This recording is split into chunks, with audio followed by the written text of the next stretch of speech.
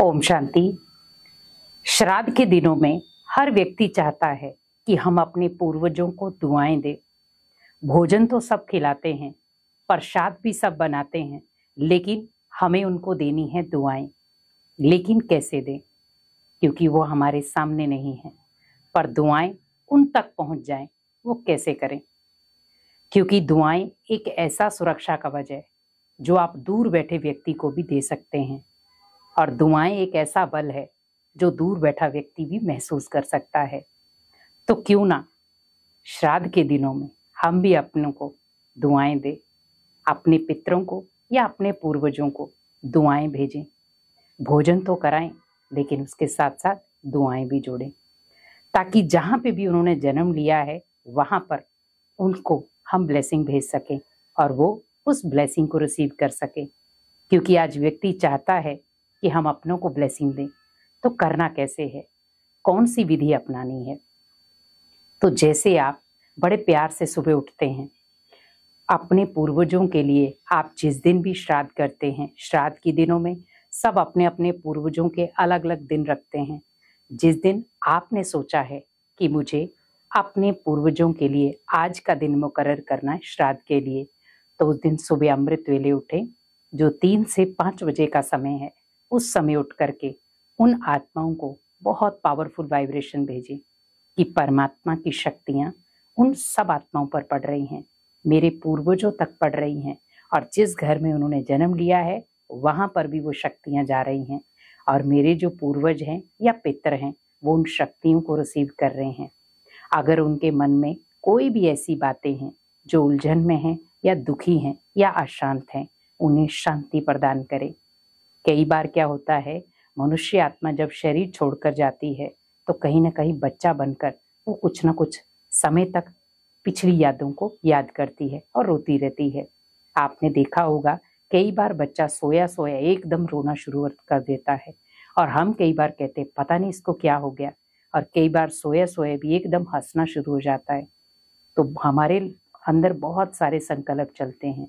कई बार उसे good memory याद आती तो हंसता है, और बैड मेमोरी याद आती तो रोता है। तो हमें भी अपने पूर्वजों को दुआएं देनी है श्राद्ध के दिनों में। तो आप अमृत वेले बड़े प्यार से उनके लिए आधा घंटा निकालें, और आधा घंटा बिल्कुल पावरफुल अवस्था में बैठें। आपके घर में अगर मंदिर है वहां बैठ जाएं, अगर आप छत पर बैठना चाहते हैं तो छत पे बैठ जाएं। जहां पे भी आपको लगे कि आप एकांत स्थान पर एकाग्र होकर बैठ सकते हैं। जरूरी नहीं है कि आप अपने शरीर को कष्ट दें, आप कुर्सी या सोफा किसका भी इस्तेमाल कर सकते हैं तो कर लें, लेकिन कोशिश करें जिस बेड पर आप सोते हैं वो उस पर नहीं करना है आपको। आप अदर स्थान पर बैठकर कर सकते हैं, और बड़े प्यार से सोचें परमात्मा की शक्तिशाली किरणें मुझ आत्मा पर जा रही हैं, और मेरी आत्मा और मेरे मस्तक से निकलती हुई शक्तियां उन आत्माओं तक जा रही हैं। तो परमात्मा की शक्तियां मेरे में समा रही हैं, और मुझ आत्मा से वो शक्तियां कहाँ जा रही हैं, मेरे पूर्वजों तक पहुंच रही हैं। और सामने अपने पूर्वजों को लाएं और फील करें कि वो शक्तियां वो रिसीव कर रहे हैं, और वो बिल्कुल शांत, और दुआएं जब उनके रिसीव हो रही हैं तो बिल्कुल शांत और सकारात्मक होते जा रहे हैं, और बहुत मुस्कुरा रहे हैं, खुश हो रहे हैं, और आपको बदले में दुआएं दे रहे हैं। तो ये है श्राद्ध के दिनों में अपनों को दुआएं देना। अगर आप अमृत वेले नहीं उठ सकते तो शाम को 6:30 से 7:30 बजे आप उनको वाइब्रेशन दें, ताकि वो भी वाइब्रेशन उन तक पहुंचेंगे। तो कोशिश करें जब आप उनके लिए भोजन बनाएं तब भी बड़े प्यार से परमात्मा की याद में बनाएं। हम ये सोच कर ना बनाएं कि हम उनके लिए बना रहे हैं। आप सोचें कि ये मैं परमात्मा के लिए बना रहा हूँ, भगवान के लिए बना रहा हूँ, और ये भगवान के बच्चों के लिए बना रहा हूँ जिन्होंने यहाँ से शरीर छोड़कर कहीं और जन्म लिया है। तो जब आप इस विधि से अपनाएंगे, इन संकल्पों के साथ आप भोजन बनाएंगे तो वो उन तक पहुंचेगा। लेकिन हम उनकी याद में बनाएंगे तो क्या होता है, कई बार उसमें स्वार्थ जुड़ जाता है। तो बीच में आप भगवान को लाएं कि ये भगवान के लिए भोग है, और भगवान उन आत्माओं को भोग स्वीकार कराएंगे। तो आप सोचो कितनी पावरफुल आत्माएं बन जाएंगी वो। तो यही है दुआएं।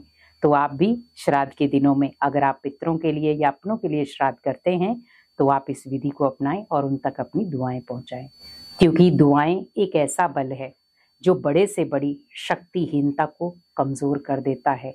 हमें शक्तिशाली बनना है तो दुआएं ही हमें शक्तिशाली बना सकती हैं। तो हमें भी अपने पितरों तक दुआएं पहुंचानी है, कैसे भी करके।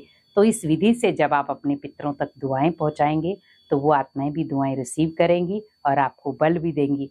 और आप सोचो, जब आपने उनको दुआएं दी तो वो भी आपको कहीं ना कहीं बैठे दुआएं भी देंगी और आपकी इस चीज को रिसीव भी करेंगी। तो आप सोचो, हमें भोजन के साथ साथ इस बार दुआएं भी देनी है ताकि उनका अगला जीवन बहुत सुखमय हो। ओम शांति।